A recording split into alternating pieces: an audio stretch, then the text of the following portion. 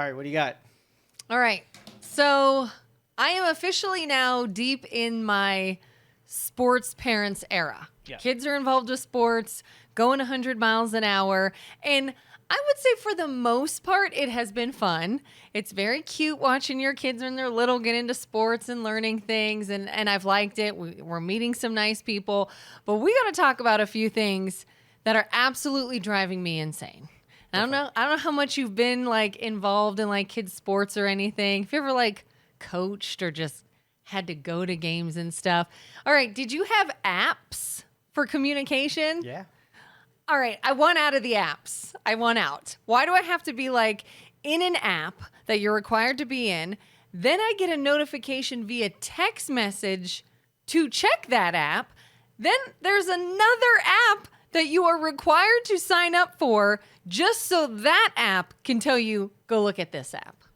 3 different ways am I told, go look at this message in an app. And then when you do, it either doesn't pertain to you or you then have to have 25 following notifications of everybody that is now commenting on that post. And I want out. You're paying the penalty for dipshit parents who can't get their shit together and they have to have 9 reminders to get kids to practice so they can be halfway decent once they get on the field. It's practice, it's uniforms, it's meetings, it's fundraisers, it's everything. Yeah. And the responses, the replies to all of that. Whether I'm in one now and there's 3 groups. My child is in one. The other 2, she's got nothing to do with, and I got to get their notifications. I'm like, that's not even our age group. It's driving me insane. And then, of course, you have things that you're required to do as a sports parent. Like, you got to sign up to bring snacks at one of the games, which, okay, that's not too bad. Now, my daughter's involved with cheer. The parents are required to volunteer at 2 games, like concession stand, sell 50-50. I was like, wait a minute, I didn't sign up for this game. I'm just taking the kid. Nope, you got to be involved. All kinds of stuff. Did you ever have to do that? So as a kid, it was so much better because they didn't give 2 shits if you showed up. You didn't show up, you didn't play, and it was simple as that. And they had enough kids involved that they were like, I don't care if you show up for practice. And I don't think my parents ever like took me to a practice. I got on my bike and I went everywhere I needed to go. Really? It was all on me. Heck yeah. You could just ride your bike there? Yes, everywhere. Would you feel safe with your kid doing that today? Yeah, my son can handle it. Some You think kids so? are too dipshit too. So dipshit parents are raising dipshit kids who, if they don't have a safety leash on them, yes, they might get lost and fall into the tar pits or something. Oh, yeah. But yeah, I would trust my kid. And speaking of dipshit parents, I was told, luckily I've not encountered this myself, but I know someone who did. So in regards to like bringing snacks, there was one parent that didn't even have to do this, brought a treat at the end of the season for all the kids on all the teams in the league. Like they were very nice. They had their own company and they sponsored this. Well, then she got replies from other parents who were mad that she did not have enough for that the child's sibling. Meaning like, here's the kid on the team, here's the kid who plays the sport, they're getting an end of the season treat, but that child has a sibling or 2 that does not play. And the parent's like, well, why didn't you bring enough for their siblings too? So all of these experiences, when you ask me, do I want to just go to Mars and live there? Yes, to get away from every one of these dipshit people. That's what it is. 100%. Like, oh, the people that complain about free stuff in general, and that's with like sporting events, that's with work events, that is everything. I have so many times in my life encountered people that complain about something they got for free. You don't need it. You don't have to take it. If you don't want it, bye. But it's like, oh, this is it? You don't have this? I want it in blue. You don't have this in blue. You don't have this size? So back to parents, because do you have in any of the squads that you're around, do you have that overzealous, over anxious parent that screams and yells and carries on about their kid and every other kid that's on the field? So on our team, luckily, no. But my son just recently played in a flag football league that wrapped up in the spring. And that league, there were other teams through other age groups that, you know, their games would be wrapping up when we would come in and get started. And I would see like not only parents yelling, but like coaches getting mad, throwing their clipboards, causing all these issues, throwing papers in the air. And I'm like, these kids are elementary school kids. They're little kids. And yeah, there were some where like the parents were yelling and yelling stuff out onto the field. At one point, some of the kids, they would have a whistle or something where kids can come out, talk to the coaches, see their next play, get a drink of water real quick. And instead of going to their coaches, the kids would go to the parents. And the coach is like, what are you doing? Well, my mom wanted me or my dad wanted me. And it's like, what? What is happening here? I don't remember any of that happening when I was a kid. Well, there was one parent that would go to every game. When I was a kid, played on my baseball teams every stinking year. And she was big, large woman. And she probably talked that way to her kids. But when she got emotionally engaged in the game, I would watch kids just get deflated because of the crap that would come out of this dumb person's mouth. It was the worst. And then when my son was on a soccer team, there was one parent that would just gun for his own kid. But I would watch this kid have fun for a little bit, and his dad starts hitting on him, and he would lose all, like, you know, love of the. It was so awful to watch. So yeah, people are dipshits. Parents are dipshits. Now, have you watched Idiocracy yet? That was one of the. I still haven't. I know. I need to. You totally have to. Yeah. Because what it does is it reminds you what's going to happen. The stupidity of people is going to just exponentially grow. It's going to be people that are doing important jobs like, you know, protecting the president. And they'll be just too stupid to do the job. They'll be totally incompetent. Okay. But when you watch people who have to sit next to you in an airplane or in the restaurant and they misbehave, you're going to be confused when that happens. Oh, but if you watch Idiocracy, that's your barometer for how quickly you need to stop your exposure with these idiots. I can only warn you in so many different ways. Don't be around idiots. Don't be around idiots. I've gotta like set a reminder for myself to watch that. I'm sure I could pull it up on a streaming service or something to see it. When did this movie come out? Oh, it's 90s probably. And it was already just so like. And it was funny at the time because it was so absurd. You're like, nah. And then you're watching it like, what? What's funny about this? This is like yesterday. Yeah, that's exactly our life. They had the vision to know where the human race is going and how downhill it will get. And yeah, because I mean, it's insane. Like these little things, the nerve of people. That's what I think of when I think of like complaining about the free stuff. Where do we get the nerve to be like, how dare you give me a free treat, but not a bigger one, not a different one, not a, you know, it drives me insane.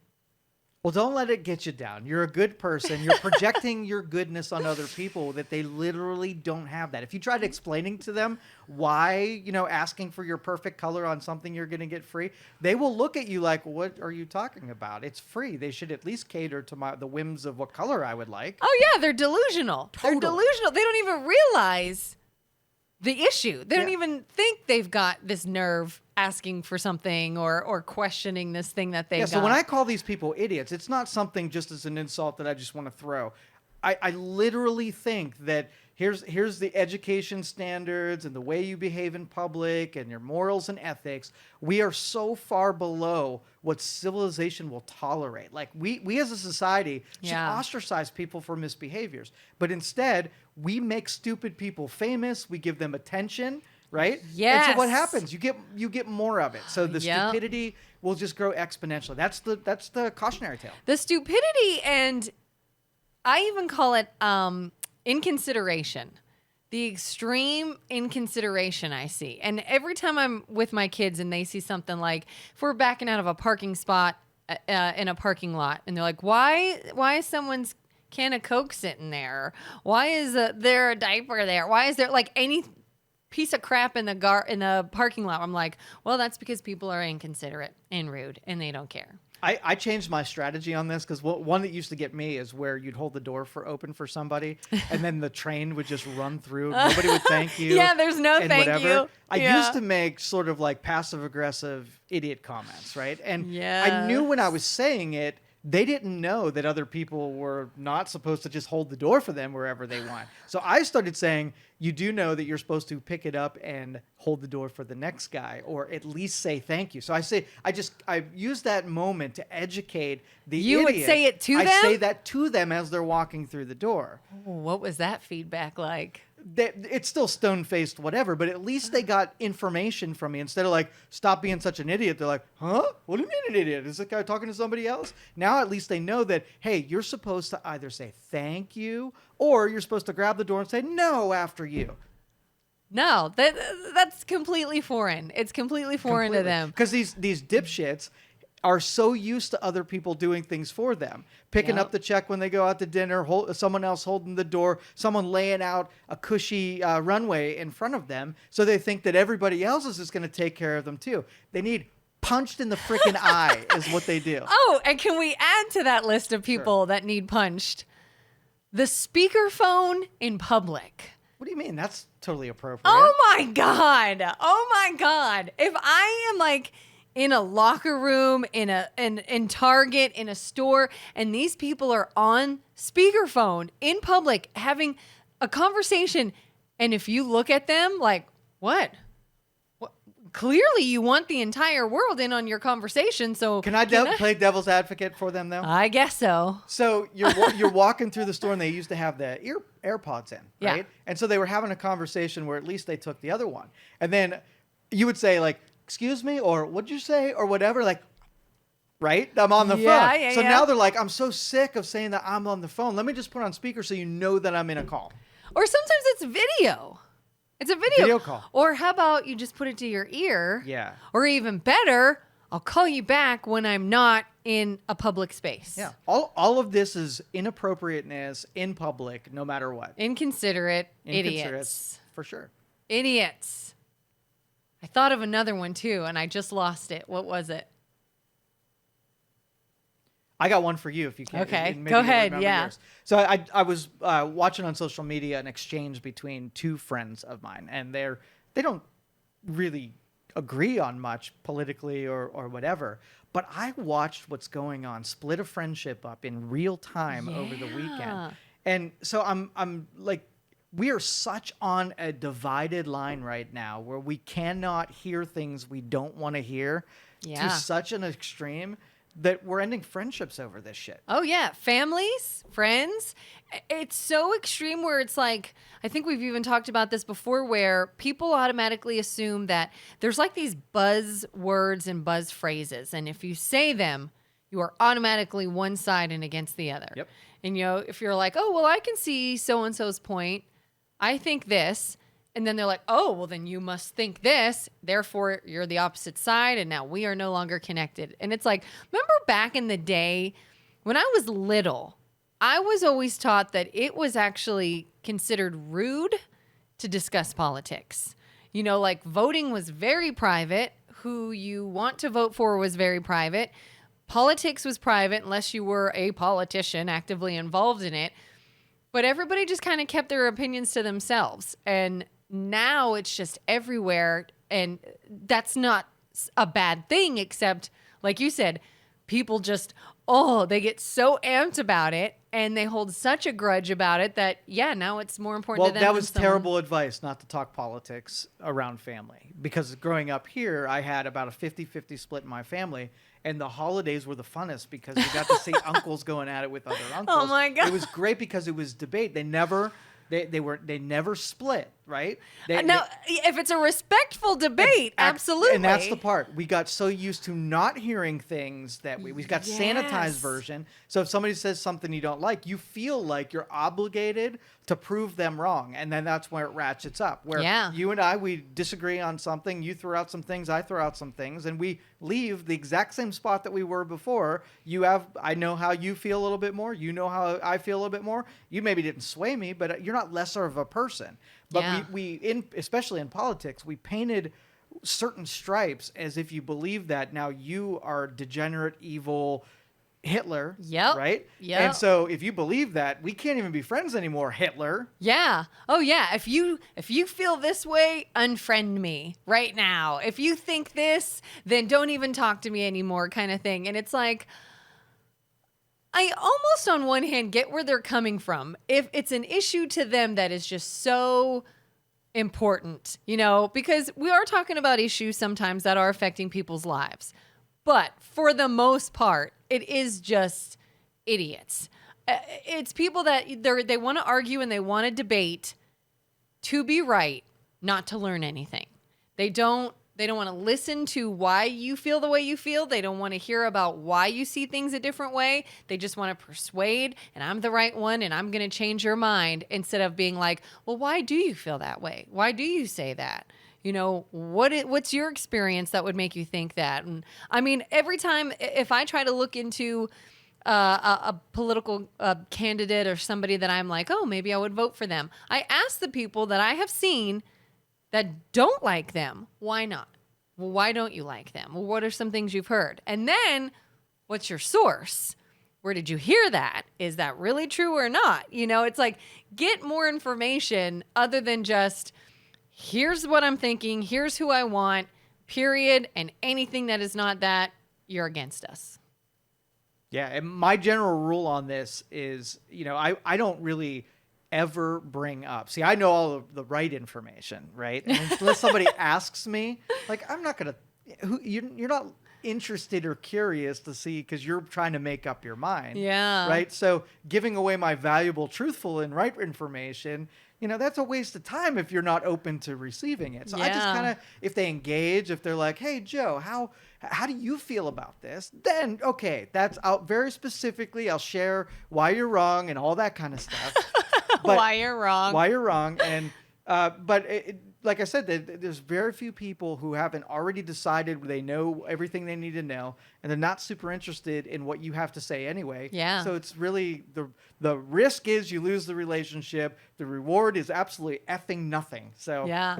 Well, do you ever get around those people? I feel like I get this all the time, that without asking you, assume they know how you feel, who you are for, all these different things, and they talk to you as though that's the case.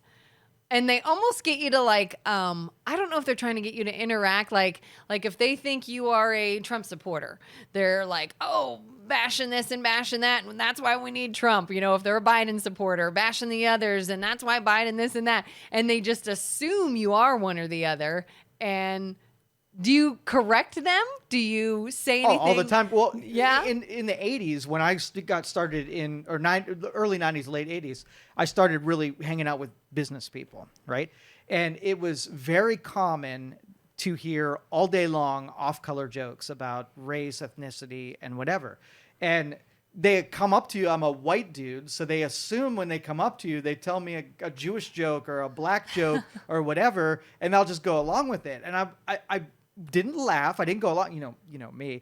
And I don't think that's funny at all. And I think she should hold back saying that stuff in front of me. And then they stopped, obviously. So I that was my first, don't count me in on your idiocy kind of thing. And so that went to today's, like if somebody makes a joke about, women's rights or abortion or Second Amendment, all of that kind of stuff, and they think that I'm in it with them because of what they see, I correct them right away and say, don't put me in that pool. I don't like to be, pigeonholed. I don't like to be put in that basket. So would you do that too when it comes to a candidate? Like if they start 100%. praising one or bashing another, just assuming you do too, would you be like, actually, yep, I'm for so-and-so? Yeah.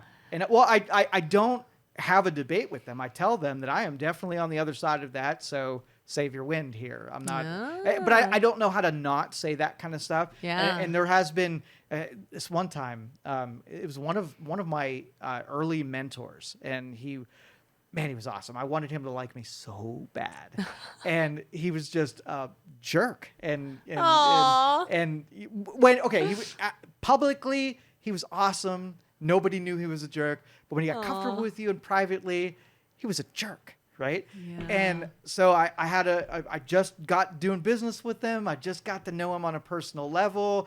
and he slid one of those things I disagreed with in there, and I had to tell him that I'm not the person you want to share that with me.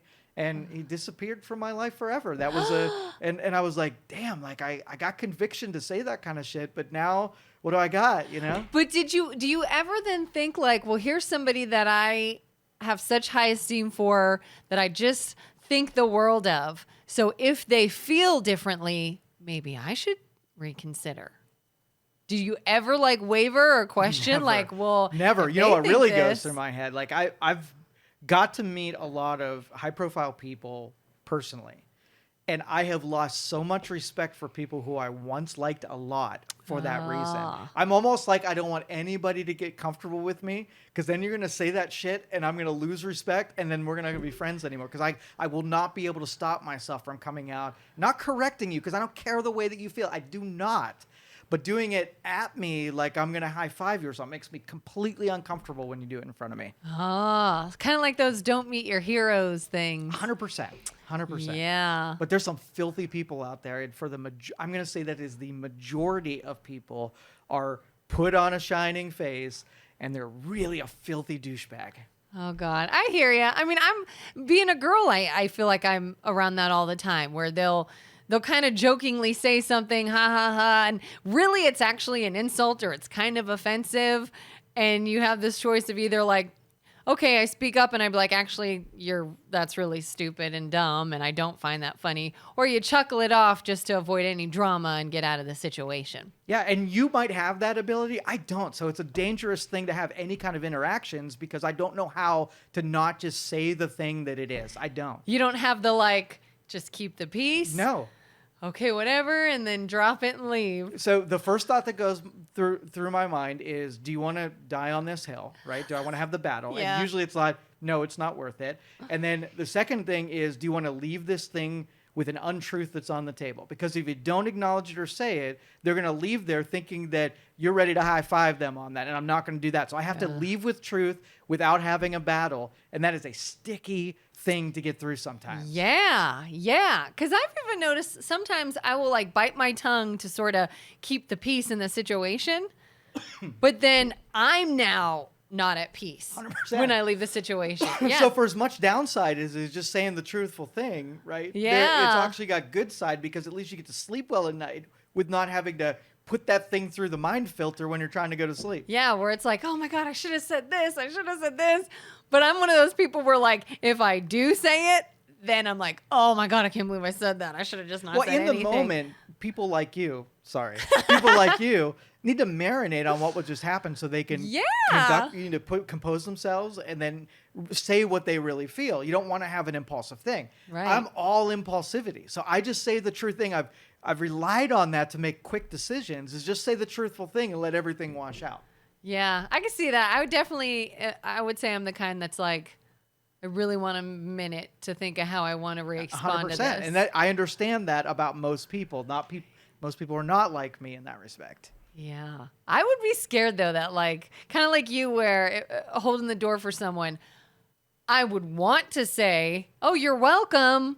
Thanks for that. Like, you were just rude just then, but I would just be like, and say it to myself here's later. the key. If you want to play with this and experiment, oh God, don't say it with any kind of inflection. Just if you're doing a truth dosage, just say it real, like low key, like you're not even upset about it. Just here's the information. Do you know you're supposed to hold the door open? You bring the tone down, then you don't get a response like somebody wants to fight you now. Now, I'm a fighter, so if people want to fight, I'm cool with that part too. Really? Now, I love fighting.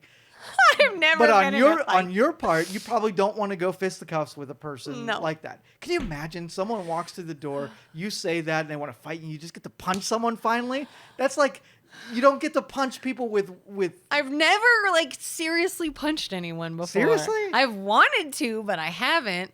I've thought there were situations. Okay, give me some things that pop into your brain of people you would love to punch, or types of people that you would want to punch. Give me a situation. Here's an exact situation. Yes. I was actually going to see what you would have done here. Okay. So this actually happened to my husband and I. We were out at a bar a couple months ago, and they had this outside patio with some live music, and we're standing there. There's a fence that we're kind of leaning against.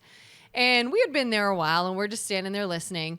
And as it gets more and more crowded, more and more people are coming in, and these guys come in, much older than us, like old enough to definitely have more tact, more maturity, not be total idiots, but they were. And as we're standing there, the one keeps like bumping into my husband just because he's standing so close. There is enough room to spread out still at this point. It's completely obnoxious. And we were there first. And so my husband looks at me and says something like, this dude's seriously going to just keep ramming into me like that? Well, he must have heard him say something, and he turns around, gets right in his face, is like, you got a problem? And we're just like, are you serious right now? And then his buddy got his attention or something. That was sort of it for then and there. And then he kept making these snide comments. We would go inside the bar. We were talking to someone, and his buddy would come through and like purposely like jack him and walk by him. And I would say I was real close that night in that situation with these two idiots. I think I told my husband, I was like, I hope they do it again. Like, the one was on the way to the bathroom, and I was like, please let this man run into him one more time. I hope he does, because I have, like I said, I've never punched anyone. I've never been in a fight before. But at that moment, I am like running through my head the words I'm going to say and then what will follow. And I'm just waiting. And it didn't happen again. And they left. And all I did is leave angry that I didn't get to release that onto them. What would you have done? So you'd probably be disappointed in me. Oh, no. Because the first question is this a hill I want to die on? Yeah. If there's ample space and I could move myself away from the people that are in me, that would have been my first move. But I would have told them why I'm moving, because you're idiots, and now I'm going to move back here because you couldn't give me my But remember, we then did. We went inside. Yeah, and then, I would have given 3 forms of escape, right? Mm-hmm. I give them one chance to not do anything, another chance, and then it's on like Donkey Kong. Like, you get to the 3rd level with me, and I don't know that there is a 4th level, so it's just on like Donkey Kong. Yeah? Yeah. Have you ever like punched a stranger? I think I've been able to de-escalate every stranger. I've only punched people I knew a lot. That you knew had to come in. Yeah, I don't think a stranger. No, I think it got ratcheted up a couple times, and they would usually bail out before it got to that level. So no, I don't think so. See, my fear is, one, because I've never done it, that the punch won't be effective. I'm afraid, 2, it'll be reciprocated, and again, I've never been in a fight. I don't even know what I would do. And 3, that like I'd get arrested or something. And I'm like, oh my God, what am I going to do if I'm arrested and I got to go to like jail and deal with some stuff and then go to court or do whatever? I'm a mother. I have 2 small kids. I can't be doing this because I punched someone in a bar one night. You know, like I don't know. But it would have been worth it, maybe. So number 1, let me feel this out so you can make informed decisions. Okay. So because I was in so many fights, I got really used to being hit. Okay, being hit is a science. You make sure that if you're gonna get hit, that it's not like bad hits, right? You can position yourself and you can expose only certain parts of yourself that if it's gonna make contact. I mean, lots of punches to the face, lots of punches to the body, and you're okay with those, right? The second thing is, if it comes down to the fight, you have to make sure there are enough other people aware of what's going down so that if you have to fight, you got about 1,000 people that vouch for they had it coming.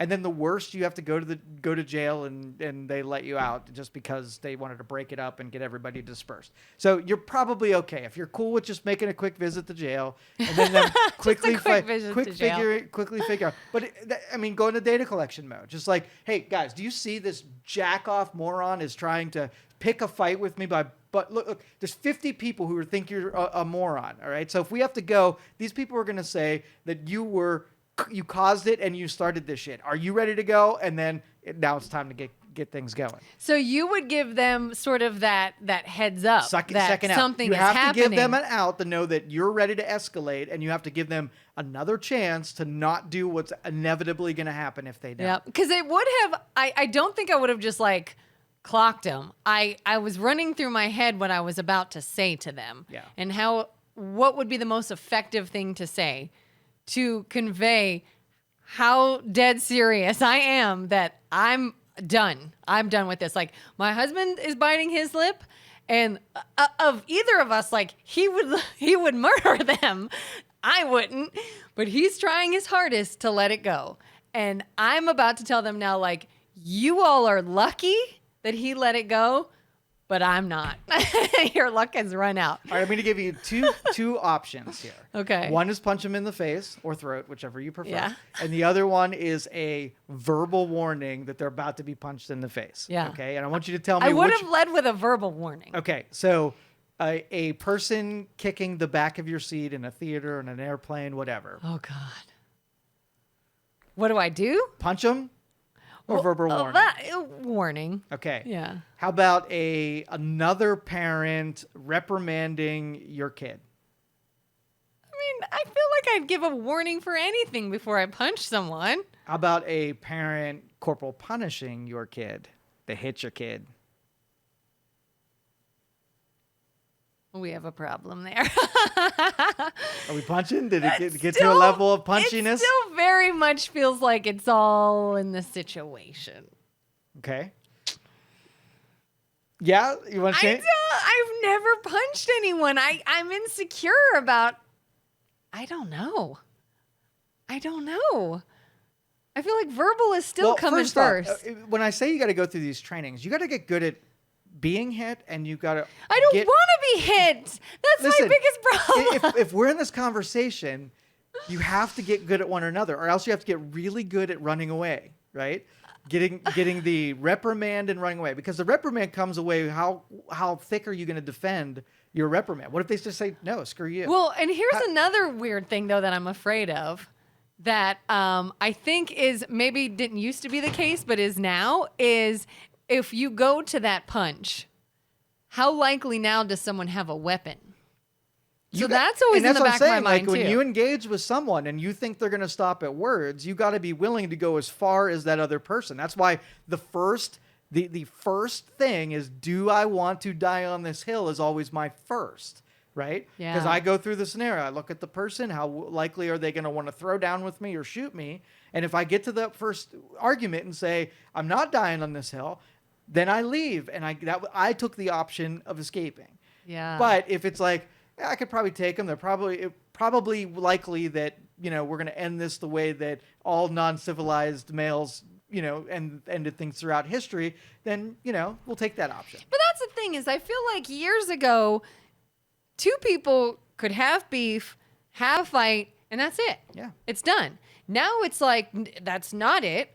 Now their friends have beef with you. Now other people got to do, start their crap with you. Now it maybe escalates to weapons or to more dangerous things. It's the same reason why the politics. We stop punching each other in the face, and now we can't handle like gun's a cop out. You're a pussy if you use a gun. Yeah. Because you can't get up in someone's face and defend yourself with your physical, so you're going to go to a weapon, right? Yep. And that's just the likely trajectory of that. No pun intended. But it's in my neighborhood, that's how we got mad at somebody, and everything was physical sports at the time. There was one kid that lived a couple houses down from me. I must have fought him 200 times when we were a kid. It was because he was a jack off. And his name was Jack, by the way. So he was a jack off. He always caused problems. And then I think he almost wanted to fight too, because he would get himself in fights with me all the time.